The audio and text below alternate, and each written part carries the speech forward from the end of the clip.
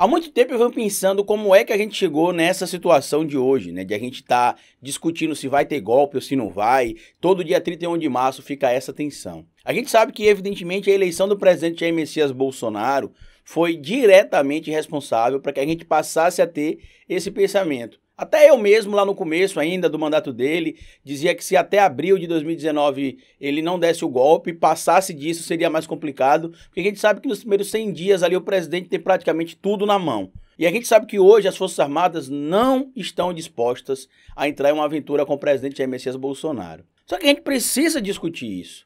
Porque não é só no Brasil que está acontecendo essa situação de que a gente tem de ficar preocupado se vai ter golpe militar, se não vai ter golpe militar.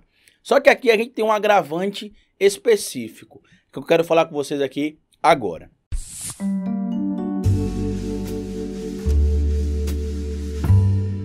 Pois bem, meus amigos, desde que o presidente Jair Messias Bolsonaro se tornou presidente da República, o que a gente vive discutindo é quando o Brasil vai passar por um golpe. Um dos filhos dele, o Eduardo Bolsonaro, inclusive, já deixou claro por mais de uma vez que não é mais questão de se, mas é questão de quando. E o presidente Jair Messias Bolsonaro, em desespero, com frequência diz que o exército é dele, que as forças armadas são dele, que ele vai fazer isso, que ele vai fazer aquilo. E a cada fala abilolada do biruliro, como muitas pessoas brincam, né, o presidente Bolsonaro, a gente percebe que, na verdade, você tem ali um núcleo em algumas regiões pequeno entre policiais militares, entre alguns guardas municipais e até mesmo ali alguns membros do Exército e da Aeronáutica, Marinha, das Forças Armadas, que até simpatizam com o presidente Jair Messias Bolsonaro. Mas a grande maioria, inclusive aqueles que até simpatizam, não estariam dispostos a dar sua vida, a arriscar sua vida pelo presidente Jair Messias Bolsonaro. Eu já falei, inclusive, no vídeo que eu soltei ontem, que as nossas Forças Armadas são compostas por pouco mais de 400 mil homens,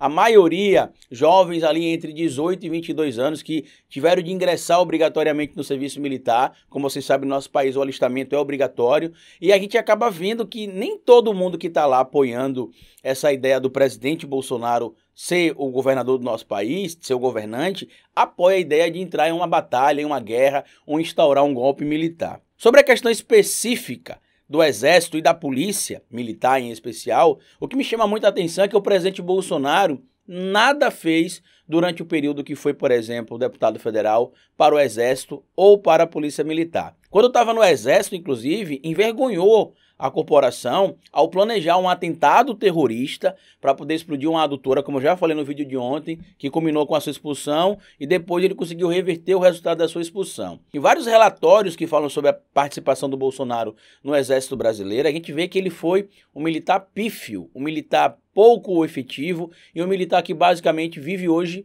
da sua fama. A mesma coisa acontece com os policiais militares que tanto defendem o Bolsonaro, ele nunca fez nada por vocês. Só que o que é que me deixa triste nesse momento e o que é que me faz voltar aqui hoje para falar com vocês? Eu até comentei que talvez não gravaria vídeo hoje, ontem eu falei isso em uma live no Instagram, eu estava muito cansado, mas eu preferi gravar. Muita gente pensou que eu não ia gravar porque era 1º de abril, eu falei não, talvez eu grave, eu não vou garantir, vai depender de como eu vou acordar. E eu acordei com essa inquietação hoje. Porque a gente vê no nosso país hoje uma política desorganizada, a gente vê uma política vendida na cara dura. O presidente Bolsonaro, quando fez essa reforma ministerial, essa mini-reforma, trocando 6 ministros, para muita gente acha que foi por causa da questão do Exército, mas não foi. O Bolsonaro fez isso porque o Exército não apoiava ele na ideia do golpe que ele quer instalar, ou pelo menos na ideia de pressionar governadores e prefeitos a fazer o que o genocida do Bolsonaro quer. A gente tem também a questão, por exemplo, de que os empresários brasileiros começaram a se reunir com o Centrão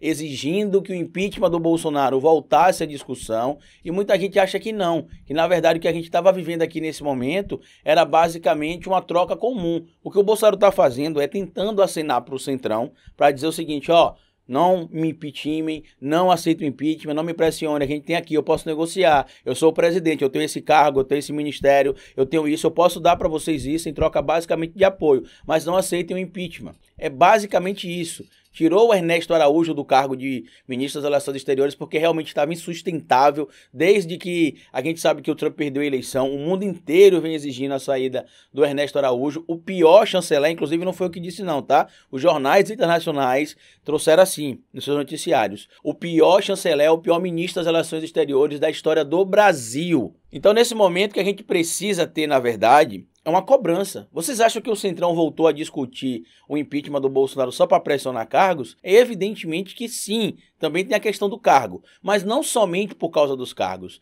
Os políticos são apoiados por empresários. Se os empresários sentem o impacto financeiro, eles pressionam os políticos que eles apoiam. E por isso que a gente viu, por exemplo, Rodrigo Pacheco, Arthur Lira, conversando com Rubens Menin, conversando com a família Diniz, conversando também com representantes do BTG Pactual, do Bradesco, Santander, Itaú, porque os empresários não têm ideologia. Eu já falei aqui, a ideologia do empresário é lucro. O empresário que faz o que o Luciano Heng está fazendo aí, ele não está fazendo isso porque ele ama o Bolsonaro. Ele está fazendo isso nesse momento porque o que dá dinheiro para ele é o Bolsonaro. A partir do momento que o Bolsonaro parar de dar lucro para o Luciano Heng, ele vai deixar o Bolsonaro, vai descartar o Bolsonaro, como a maioria dos empresários. Os empresários não têm ideologia e, se tem, não a convertem em seus negócios. Esse momento que a gente está vivendo aqui é uma exceção. A gente sabe que tem empresários, por exemplo, em campanhas, e vocês conhecem isso, que chegam a investir, doar, né? Hoje a gente sabe que tem uma restrição maior, mas chegava a doar antes para os dois partidos mais fortes na corrida eleitoral. Ou seja, isso mostra que não tinha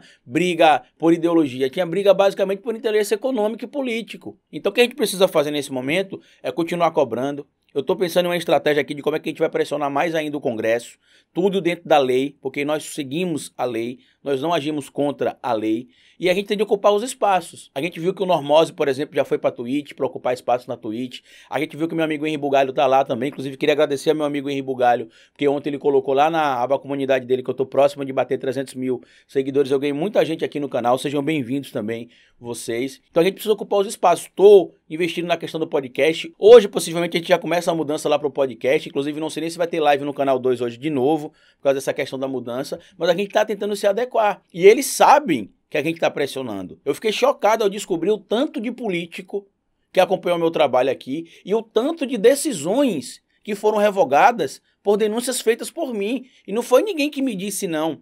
Foram representantes de cúpulas partidárias que falaram: Carlito, essa decisão a gente tomou porque a gente tomou conhecimento de você denunciando, a gente foi checar, estava acontecendo isso, a gente brecou, a gente vetou essa aliança, a gente vetou essa proposta. Eu não vou dizer o nome, evidentemente, dos líderes partidários. Então, quando eu venho aqui e digo para vocês que eu prefiro ter relevância do que ter somente visualização, é por causa disso, porque as pessoas levam a sério o meu trabalho. Então, a gente precisa cobrar os políticos, a gente precisa pressionar o Centrão em especial. O Centrão não é fiel ao Bolsonaro, como não é fiel a nenhum lado ideológico. O Centrão é fiel a ele. E se a gente pressionar um pouquinho mais, a gente vai ver que a gente vai conseguir tirar o presidente Bolsonaro. Eu não quero passar mais o 31 de março de 2022 tentando explicar se vai ou não vai ter golpe. A gente já chegou no nível que já deu. A gente está tendo a nossa democracia usurpada por um político pífio, um presidente inepto. E isso é incrivelmente inacreditável. Então reflitam sobre isso, compartilhem esse vídeo com outras pessoas, se inscrevam nesse canal. Eu preciso passar só um recado aqui no final, que tem muita gente reclamando que os vídeos agora têm entre 8 e 10 publicidades. Quem segue esse canal aqui sabe que eu sempre coloquei no máximo aí entre 5 e 4 publicidades, dependendo do vídeo. Quando o vídeo era muito pequeno, ali menos de 10 minutos, eu colocava 3, 4. Só que a gente perdeu 200 membros